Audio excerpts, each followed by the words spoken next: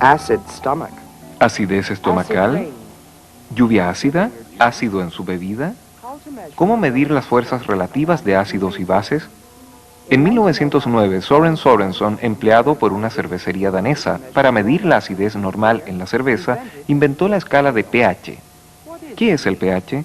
Y en primer lugar, ¿qué son ácidos y bases? Para averiguarlo, debemos descubrir el papel vital del protón en la química. chemistry.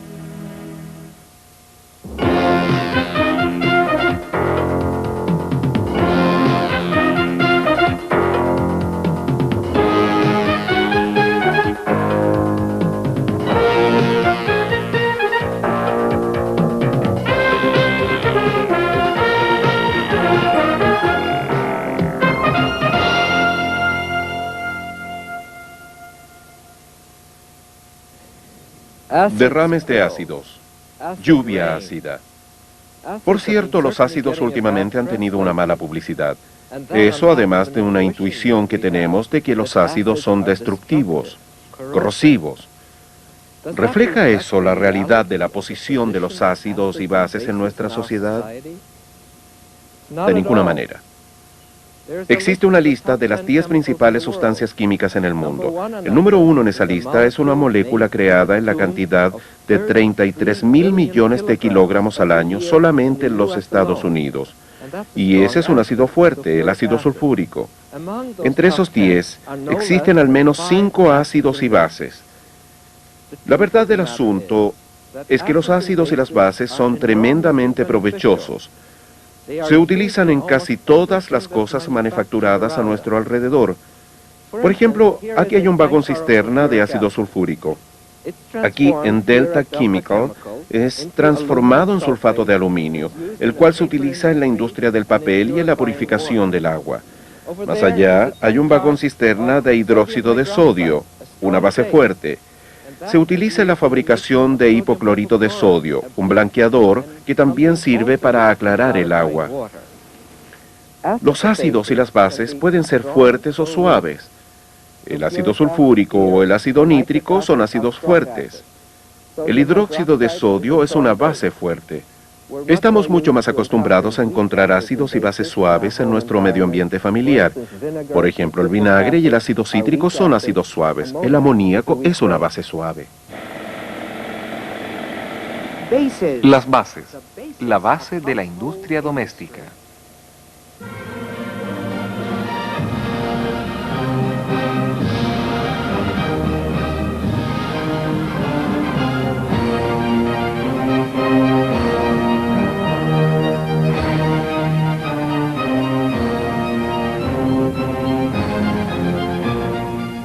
Las bases, lo opuesto a los ácidos, los neutralizan. Ellas reaccionan con los ácidos. En la industria, estas reacciones entre ácidos y bases son muy importantes. El amoníaco reacciona con ácidos tales como el ácido fosfórico para producir fertilizantes. Los Estados Unidos producen 70 millones de toneladas de fertilizantes al año, un quinto de la producción mundial.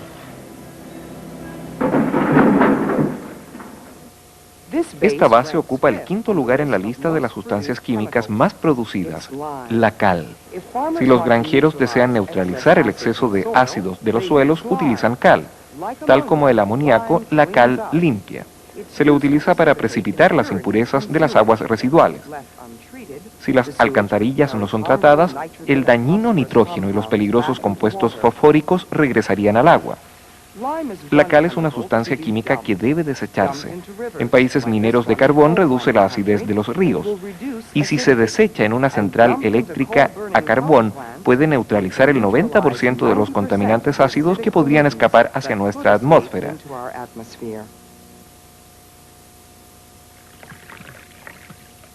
Los ácidos. Los ácidos fuertes son esenciales en la industria como reactantes y catalizadores.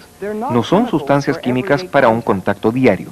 Los ácidos nítrico, clorhídrico y sulfúrico concentrados son tremendamente potentes y pueden disolver metales.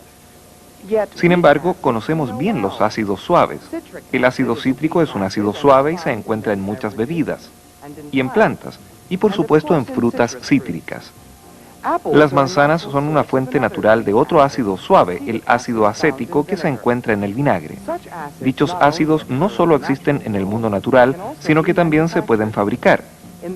En este fermentador, microorganismos producen ácido cítrico a partir de la materia prima, almidón de maíz. Así que, ¿ácidos en la bebida?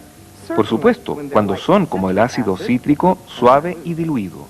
Entonces, los ácidos y las bases varían ampliamente en sus propiedades, tal como lo está descubriendo el Dr. Donald Showalter.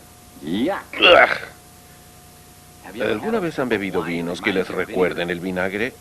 ¿O qué tal sería morder un limón fresco? ¡Qué ácido! Ambas cosas son muy ácidas. Esa es una clara indicación de que contienen demasiado ácido.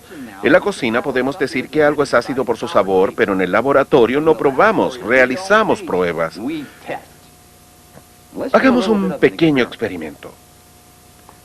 Quisiera tomar este trozo de papel tornasol azul y añadirle un poco de ese jugo de limón. Veamos qué pasa. El papel tornasol se vuelve rojo. Esa es una indicación de un ácido. Déjenme ayudarles a recordar eso. De azul a rojo, ácido.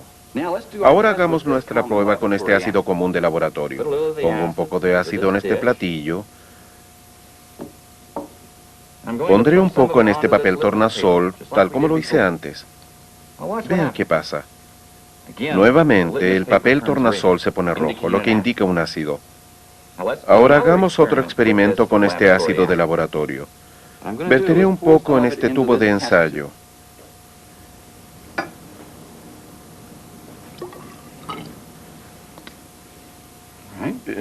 Le añadiré unas cintas de magnesio. Veamos qué pasa. Vean las burbujas que se forman. El magnesio reacciona con el ácido para emitir un gas. Genial, ¿verdad? Muy bien, probemos otra sustancia con este ácido. Esto es piedra caliza. Y voy a poner un poco en este tubo de ensayo. Veamos qué pasa cuando le agregamos un poco de ácido. Observen las burbujas. El ácido reacciona con la piedra caliza y emite un gas.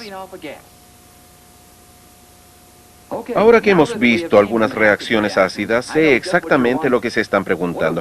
¿Qué hacen las bases con las mismas sustancias? Probemos y veamos. Aquí tengo amoníaco, que como ustedes saben es una base. Verteré un poco en esta matraz y probaré con un trozo de papel tornasol azul. Pueden observar que se humedece, pero realmente no experimenta un cambio en el color. ¿Qué pasaría si probamos con papel tornasol rojo? Aquí hay un trozo. Miren, se puso azul.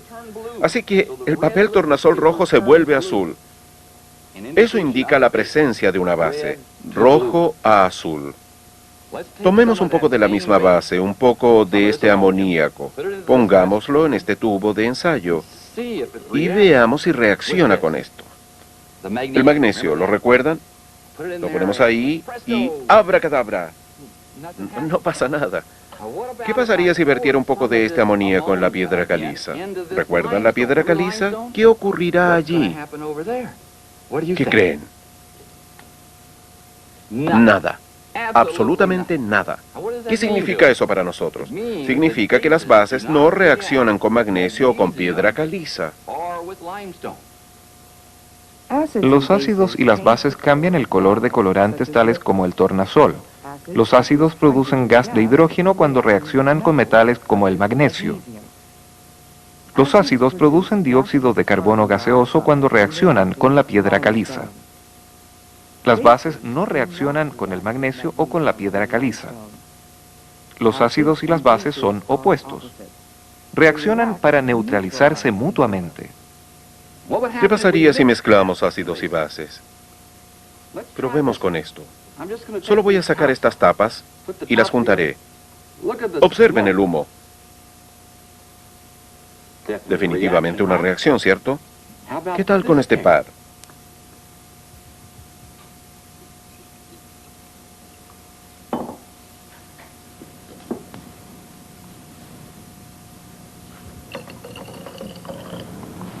Nada interesante aquí, no veo nada. ¿Y qué tal con este par?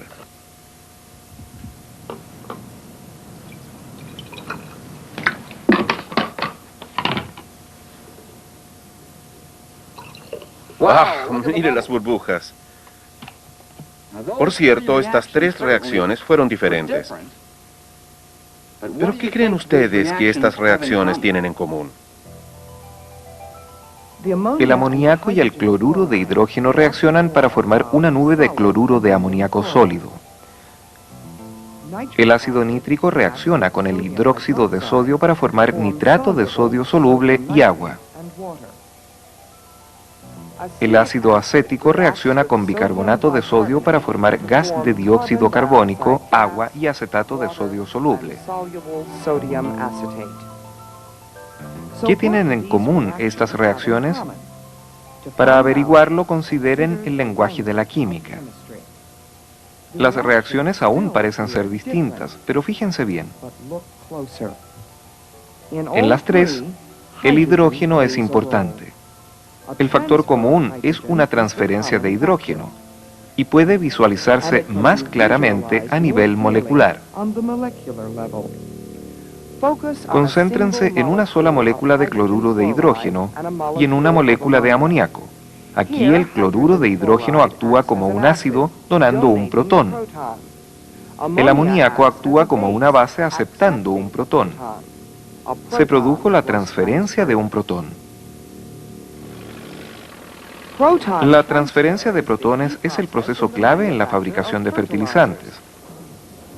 Se hace reaccionar amoníaco con ácido fosfórico aceptando un protón para producir fosfato de amoníaco, por ejemplo. Otra manera de obtener nutrientes esenciales para el suelo es utilizar rocas de fosfato como punto de partida. El ácido sulfúrico transfiere un protón en esta reacción produciendo superfosfato. Por lo general, en la industria, el ácido sulfúrico es utilizado como catalizador debido a sus propiedades superiores como donante de protones. Actualmente se está utilizando otra reacción entre ácidos y bases en las centrales eléctricas a carbón. Eso ha llevado a una nueva utilización de la piedra caliza, una base. En los hornos de esta central eléctrica el carbón se tritura y se licúa. Luego se quema en una capa de piedra caliza. El dióxido sulfúrico del carbón es neutralizado y permanece en las cenizas. ¿Por qué la combustión de la capa licuada podría ser tan importante? Porque los contaminantes que generalmente salían en forma de humo provocan deposiciones ácidas, o como se le conoce más comúnmente, lluvia ácida. El Dr. John Malaklun, de la Agencia de Protección Ambiental. Casi toda la lluvia ácida es producida por el hombre, principalmente desde dos grandes fuentes, las fuentes fijas y las fuentes móviles. Un ejemplo de fuentes fijas son las centrales de poder generadoras de electricidad que consumen carbón o petróleo y que emiten dióxido sulfúrico en la atmósfera. Eso se combina con vapor de agua y forma lluvia ácida, tal como ocurre en la naturaleza. Las fuentes móviles son los autos, trenes, aviones, etc. Motores de combustión interna que queman gasolina y producen principalmente óxidos de nitrógeno, los cuales son liberados en la atmósfera. Y en el mismo proceso se combinan con vapor de agua y producen lluvia ácida. La lluvia ácida también puede ser provocada en forma natural debido, por ejemplo, a los incendios forestales, pero tal como los humanos y la naturaleza provocan contaminación, también se ven afectados por ella. Los robles del medio oeste, los arces del noroeste y todos los demás árboles están dañados.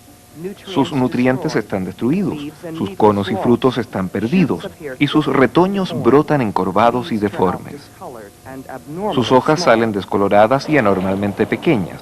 Según la Federación Nacional de la Vida Silvestre, una tormenta en Wheeling, Virginia Occidental, tuvo el grado de acidez de una batería de auto. Los monumentos, edificios e incluso la pintura de los autos se pueden corroer y descolorar debido a los efectos de la lluvia ácida. En los estados del oeste se cree que los óxidos de nitrógeno son los principales responsables por el cambio en la lluvia. En el este, el dióxido sulfúrico, que se transforma eventualmente en ácido sulfúrico diluido, es el principal responsable. Actualmente, los lagos del noroeste y de otras partes son foco de estudios científicos. Los peces y la vida submarina están amenazados. La Agencia de Protección Ambiental está investigando alrededor de 3.000 lagos en total. Se toman muestras de agua y se analizan rápidamente en laboratorios móviles. Algunos lagos son capaces de absorber bastante bien los cambios de acidez. Otros lagos se tornan mucho más ácidos, algunas veces de manera irreversible, dañando la vida en forma severa. En otras palabras, la lluvia ácida puede producir enormes cambios de acidez en el agua de los lagos. Y aquí existe un principio muy importante. Por lo general, cuando hay que medir la acidez, más acidez, menos acidez, el papel del agua es vital. El agua es lejos el medio más común en el cual existen y actúan los ácidos y las bases. ¿Qué ocurriría en el mundo molecular si tomáramos un ácido, el HCl por ejemplo, y lo metiéramos al agua? Inmediatamente transferiría un protón a la molécula de agua para dar un ion de hidróneo, H3O+. Aquí el agua actúa como base aceptando un protón. Por otra parte, si tomáramos una base, amoníaco, y lo metiéramos al agua, veamos qué sucede con el agua. El agua cede un protón al amoníaco, dejando atrás un ion de hidróxido OH-. En este caso, el agua actúa como un ácido, un donante de protón. La misma sustancia, el agua, en un caso es un ácido y en otro una base. Si tuviéramos agua sola sin ácidos o bases externas adicionales, ¿se produciría alguna transferencia de protones? Una molécula de agua entre 500 millones acepta un protón. Esa molécula se convierte en un ion de hidróneo. La molécula de agua que perdió un protón se convierte en un ion de hidróxido. En términos químicos existe un equilibrio entre los iones de hidróxido y de hidróneo y las moléculas de agua. Aún así, solo una de 500 millones de moléculas de agua se convierte en un ion de hidróneo. Esto corresponde a 10 elevado a menos 7 moles de ion de hidróneo por litro. Hemos visto que en el agua misma existe una diminuta cantidad de ion de hidróneo en solución. ¿Qué pasaría si le añadiéramos un ácido a esa agua? Por ejemplo, ácido hidroclórico. Ese ácido transferiría su protón al agua como un balazo para generar un poco de ion de hidróneo y habría mucho más cantidad de ese ion de hidróneo del ácido que del equilibrio del agua misma. Y si en vez de un ácido fuerte le añadiéramos un ácido suave, digamos ácido acético, eso es CH3COOH, ese ácido suave también transferiría un protón a la solución de agua para dar iones de hidróneo, pero lo haría de una manera mucho menos efectiva que el ácido fuerte, el HCl. La cantidad de iones de hidróneo en la solución de un ácido suave es mucho menor que aquella en la solución de un ácido fuerte. Pero igual, ambas cantidades son mayores de lo que serían en el equilibrio del agua misma. Hemos visto que en una solución de un ácido fuerte como el clorhídrico existen muchos más iones de hidróneo en solución que en el caso de un ácido suave. La variedad real de concentraciones de iones de hidróneo que encontramos normalmente en la química es increíblemente amplia, más de 14 potencias de 10, 14 órdenes de magnitud. Necesitamos un instrumento para medir esta increíblemente amplia variedad de concentraciones de iones de hidróneo. Este es un medidor de pH. Funciona según los principios de una célula electroquímica. Está compuesto por este medidor, que nos da una lectura de salida numérica, y este electrodo, que mide la concentración de iones de hidróneo en solución. Debemos inventar una forma práctica de representar la variedad de acidez en una solución de agua.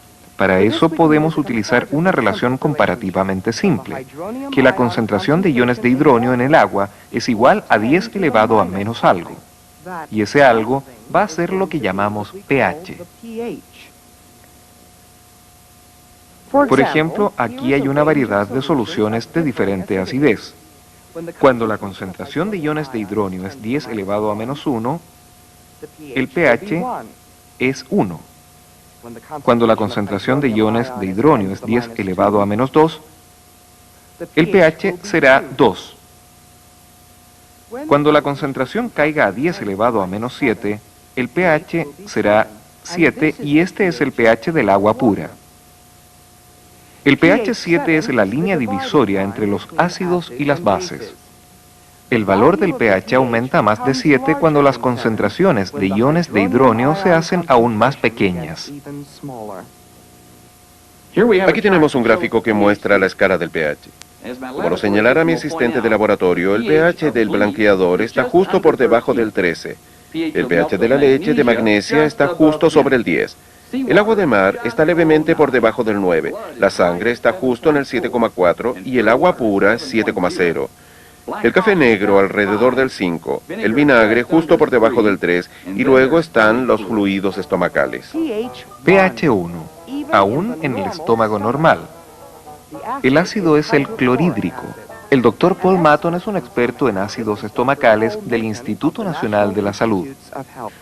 El estómago produce constantemente una pequeña cantidad de ácido, pero esta cantidad de ácido puede ser estimulada por la comida. Incluso la visión y el olfato de una comida apetitosa basta para que el estómago produzca más ácido. ¿Qué ocurre realmente cuando ingerimos un alimento? Iones de hidrógeno e iones de cloruro, manteniendo un balance electroquímico, atraviesan el revestimiento estomacal desde el plasma sanguíneo circundante. En el estómago el resultado es un medio altamente ácido, necesario para activar determinadas enzimas del proceso de digestión. Si la acidez del estómago se hace excesiva, pueden suscitarse algunos problemas, los que a menudo requieren de soluciones antiácidas. Una gran cantidad de compuestos distintos pueden funcionar como antiácidos. Por ejemplo, el bicarbonato de sodio, el hidróxido de magnesio o el carbonato de calcio. Existen muchos compuestos. Básicamente bases. Una vez más, la base de otra industria doméstica. Usted necesita un poco más de Alka-Seltzer, capitán. ¿Sabe lo que siempre dicen? El alivio solo queda a un sorbo de distancia. Bueno, ¿qué acidez? ¿Cómo esperan tener alivio? Mira el tablero, entrenador. ROLAIDS. Tums neutraliza 1/3 más de ácidos estomacales que otros antiácidos, que la otra marca líder. 1/3 más de ácidos. Todos los antiácidos neutralizan el ácido. Si se suministra en cantidad suficiente, cualquier antiácido neutraliza bien. Se oye hablar mucho de hiperacidez y de demasiado ácido. De hecho, existe muy poca o ninguna evidencia de que las personas con úlceras realmente produzcan más ácido que el resto de nosotros. Entonces, para la mayoría de los malestares ácido-estomacales, los remedios ensayados y probados que se venden sin receta obligatoria cumplen su función neutralizadora efectivamente. Resumen. En el laboratorio los ácidos se reconocen gracias a su habilidad para cambiar el color de los colorantes, convirtiendo el tornasol en rojo, por ejemplo. Reaccionan con metales tales como el magnesio para producir hidrógeno. Ácidos y bases reaccionan juntos. Hoy en día los ácidos y las bases se definen en términos de un ion de hidrógeno o transferencia de protones. Un ácido dona un protón a una base. Una base acepta un protón de un ácido. El agua es el medio más importante en el que actúan los ácidos y las bases. La diferencia entre un ácido fuerte y uno suave es la concentración de iones de hidronio en solución. En las soluciones acuosas, dicha concentración de iones de hidronio varía entre 14 potencias de 10.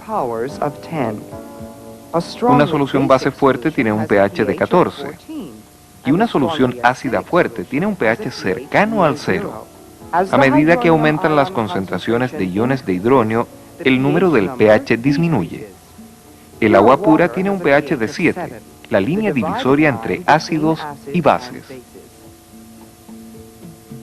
La transferencia de protones no es solo un negocio esencial en el mundo molecular de los químicos. Realmente es un negocio muy grande. ¿Recuerda la lista de las 10 principales sustancias químicas, de las cuales 5 eran ácidos y bases? Alguien los está fabricando en decenas de miles de millones de kilos. Y no lo está haciendo por diversión. Alguien más está comprando esas moléculas. Y a su vez, las están transformando en todos los bienes de consumo que nos rodean. De hecho, es preciso meditar esa transformación. Los ácidos corrosivos fuertes son convertidos en moléculas que no son ácidas ni corrosivas, ni presentan el riesgo de regenerar el ácido a partir del cual fueron formadas.